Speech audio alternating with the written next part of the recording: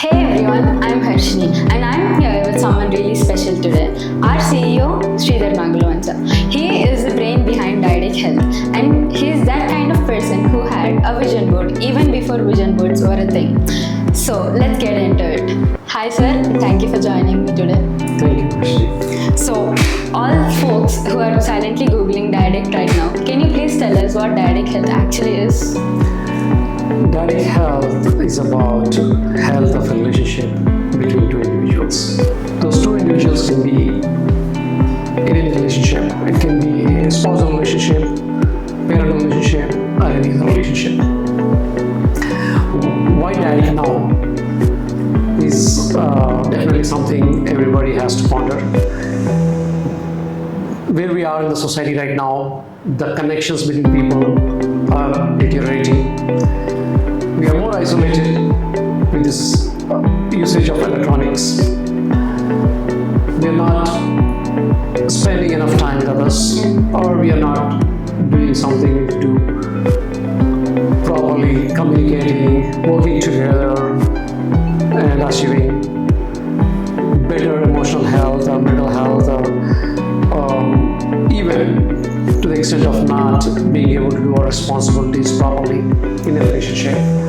So more than ever, it has been a requirement, it has been a necessity to do something like this, to build better relationships. That is Dyadic Health. So sir, was there any specific moment that led to Dyadic Health? Maybe like when you were explaining tech to your parents for the 5th time where you thought, okay, this is not just me. It was more than that.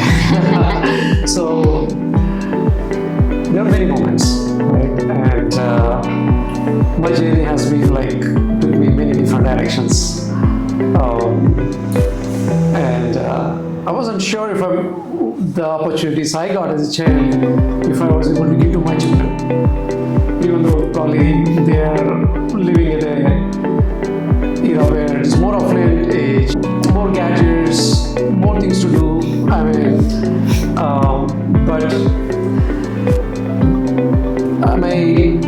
but I wasn't sure if I did it very well. I was too overprotecting the children, from relationships like that, right? I mean, as simple as important as a parental relationship, right? When you compare that to what I've been through, I had an opportunity to be all by myself as young as in my 8 years age, right? And for a couple of years I was away from parents. And then again, when I was 12, I went to boarding school. For the next 5 years, I did not see my parents regularly, right? So, in a way, I probably learned how to live in a this society by the time. I was standing on my legs too early in my life, right? But when it came to my children, did I do the same thing? Did I leave them? No, I didn't do that. Because I wanted them not to miss anything, every small thing. I wanted them to I wanted to give everything possible in the parenting process, right? And probably they missed a lot in their life. They probably never boarded a public bus, or went to a countryside and played some sports, or or jumping the wells, and So that's today's generation, yes. Right? And similarly, many other instances where I thought achieving in terms of career, financially, at some point seemed like a mooted thing for me. I thought there was more than that, right? In any relationship, not only that, we are more mobile now. I mean, we live in different countries, stay away from parents, and at some point we need to connect back. And some of them don't even get that opportunity these days.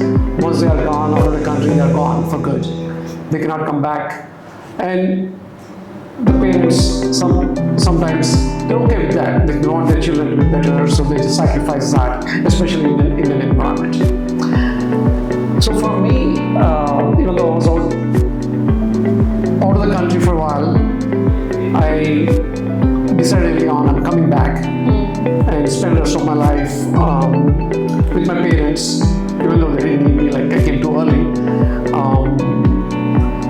So many situations like that, right? And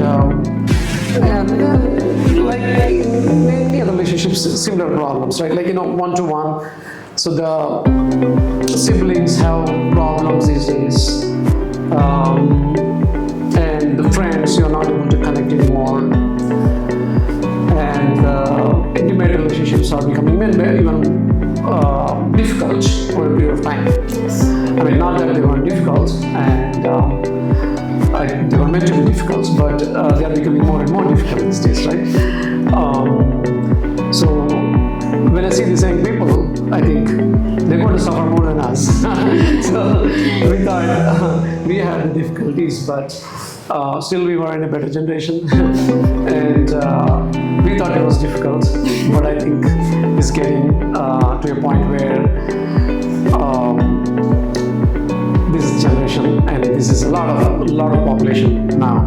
Yes. And I see that there's a bigger need. I mean, people need to learn how to build relationships now, how to make connections. They say that financial literacy and other things are very important, but they're all second to this. They're all important, but not as important as basic relationships, because people are going like getting many different issues because of that, right? The relationships are affecting physical health a lot, and so in my life I've seen many such situations, and I had many different career opportunities. I wanted to be a administrative officer in India. After I actually got such job, I still thought that this is not a country I would deal with, and I left the country, even though my parents didn't want. I went to the USA for doing my studies and worked there for a long time. And I was always able to switch careers quickly, because how do we better in the monetary side, right? Yes. And I was doing like big businesses, and I was like doing every other possible investments. These are not giving me any satisfaction. And learning a lot of these life. I mean, these are not life skills really. These are like the career skills. I mean, you're making more money, more. So after a point, I took a break from what I was doing, and luckily, I was always interested in. I had inclination towards life sciences and towards physical fitness. Though I chose a career in computer science and engineering side, there's always something in me that was taking me towards this particular area, like exercise science to some extent.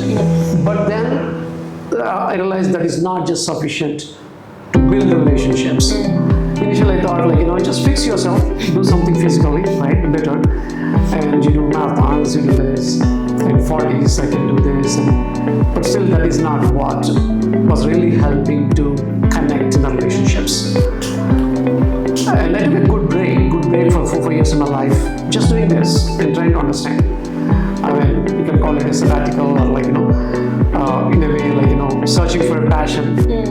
And then I narrowed down on this, like, the real thing is in the one-to-one relationships. And I had to fix many of those, or build many of those. That's where I realized, like, by the time I was like in late 40s, I thought, like, I think this, not only me, everybody in this world, I think, is struggling with the same thing, and we need this. And then I started on this journey of Dyadic Health, and there is a widely held research in Dyadic Health, which is a academic subject, which is not implemented much, but there's a lot of potential for this. And that's when I went into like starting this, and I want to have this product built so that it will be helpful for everybody to build relationships. Yes. It's stories like this that really ground the purpose behind Dyadic Health. And honestly, sir, let's admit supporting the loved ones is like becoming a full-time doctor, therapist, chef, and IT support all at once. So what do you think? So do you feel the need for something like Dyadic Health is urgent more than ever? Definitely. Why I would say that is we have become more independent.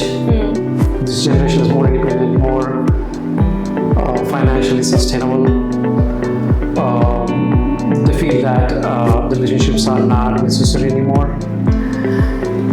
And there is a reason for relationships. And today, when somebody who loves you gives you a caution, you feel that as a restriction. Yeah.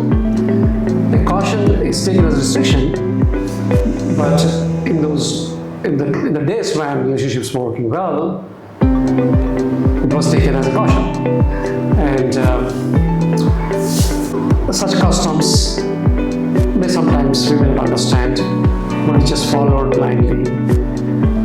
Came back to help us somewhere, but again, we don't need to so.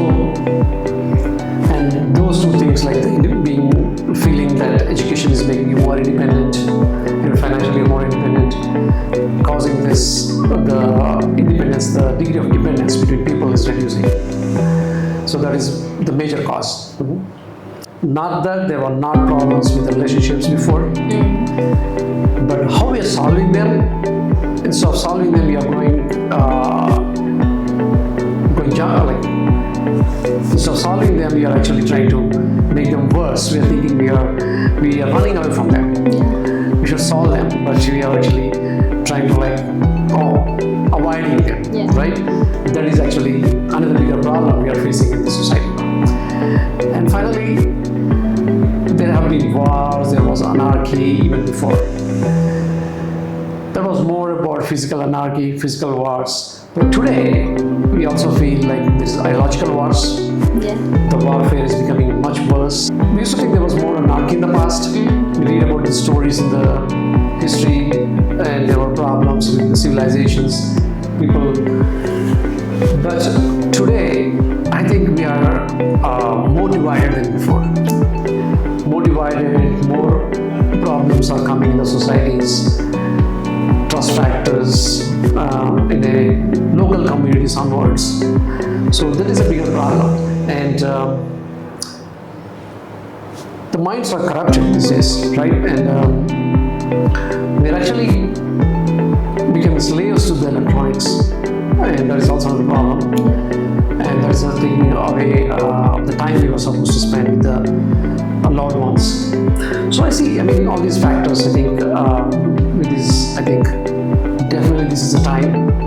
I think more than ever, there's a need for something like this, a Dyadic Health, which is not just about health, physical health or emotional health. It's more about the relationship health, the connection, which has overlooked for a long period of time. Yes. Okay. Yeah. Sir, previously you've mentioned that you've worked in multiple verticals, so it seems like you've got a rich tech background. But Dyadic Health sits right at the intersection of care and connection. So could you explain how did this transition take place? That's a good question. And my life has been entangled with many different technologies, many different things I've done. So I'll tell you something about my schooling days. I was actually topping in biology. And math was not bad, but I was close to the magic number. And I would be the topper in the class, and I would not get 100% in math, because that was a irony, because most people would get closer to the number in math, but I was not getting there. But I was far ahead in biology. And I always thought, life science is what I'm solving, right? And I was connecting to much deeper to environment, everything about life, right? And then I naturally wanted to become a doctor. And then my sister comes back and tells me, you are kind of person who'll forget scissors in the stomach. And then, because she was probably talking about personality, that I was careless, probably. So some observations from siblings, right? So, and I mean, that may have been the main reason, but then everybody was getting into easier stuff, which was becoming an engineer was thought as it was easier than becoming a doctor, right? Then I made that switch, and then I studied civil engineering, right? And even in civil engineering, at the end, I went for environmental science. Oh. Again, my life was always going back to where I initially wanted to be, right? Yeah. I went to US to study my master's, and I went for environmental science. So I was back to biology, right? I was studying environmental science, and then again, I saw that there are advances in technology going on in computer science, and the interdisciplinary is big. And I thought like I could do much more if I also have computers background along with environmental science, Yeah. so I can solve something bigger. Yes. The first seeds of interdisciplinary or working across a business vertical has got into my mind. So solving something using computer technology. So I started working more into the computer science, and I also had a degree in computer science. I finished my master's in computer science as well. Then I got an opportunity to work with multiple verticals. That is the beauty of like computer science, where you each time you work with a company, a different industry, you get to know everything about it. Yes. Right? And it's interesting, like you go understand, and you have to understand to be able to implement that better. Right? So, like other verticals, I also got opportunity to work with healthcare, and I was again fascinated and went back to my roots again. So again, I thought there was some connection with me and this life sciences. Yes. And another interesting thing was in my life, all through my life, I was very active in physical fitness. I used to involve with some sport all my life. I used to do something, right? That's how I used to get my drain energy, and otherwise I would probably, if I don't dissipate with that energy, I would be like not. So yeah, so I used to involve with this physical fitness, and that way every time I want to better in physical fitness, I used to learn more into exercise science, which again is going back to like my roots into the life sciences. Right, so I was being in touch with life sciences, and by the time I worked in the industry for a certain time, and I was doing software businesses, and I was feeling that there is something bigger I can solve, right? And I see that there is a problem with relationships, the connections, and the emotional aspects, and it is vast. And to convert that into a way that is useful,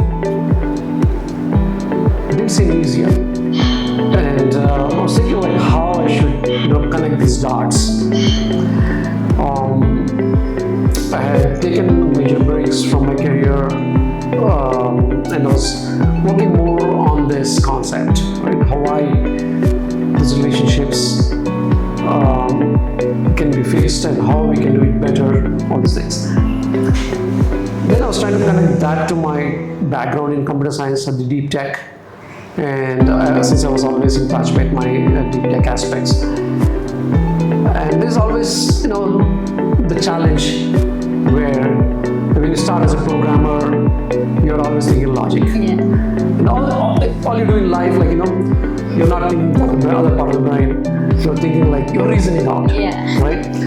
And definitely that was a challenge. I was trying to balance out. There is reason, there is also a hunch. What you gut feeling, right? So always had to balance that and that connection part. So coming from a logical mindset, reasoning mindset to understand the connections. Actually, some people think it's like you start reasoning too much and don't understand actual connections. Right? I don't know if other software engineers of facing this, but I think I had that challenge, and everything came together. And because I have a background in life sciences, as I said, like several times in my life, I kept switching back and forth. So that combined with all the advances in technology has really helped. I mean, so now is the time I thought, putting all that I have learned, my passion, both the technical and the personal level, came together to fix this, not just physical health, not just holistic health, a relationship health, which is encompassing all this together. Yes. Thank you, sir, for sharing your journey with us. And to everyone watching, I hope you understood what Dyadic Health stands for. And hey, if you know someone who's juggling with medicines, appointments, and meetings all at once, instead of sharing a motivational quote, share them Dyadic Health instead. Do like, share, and follow us for more.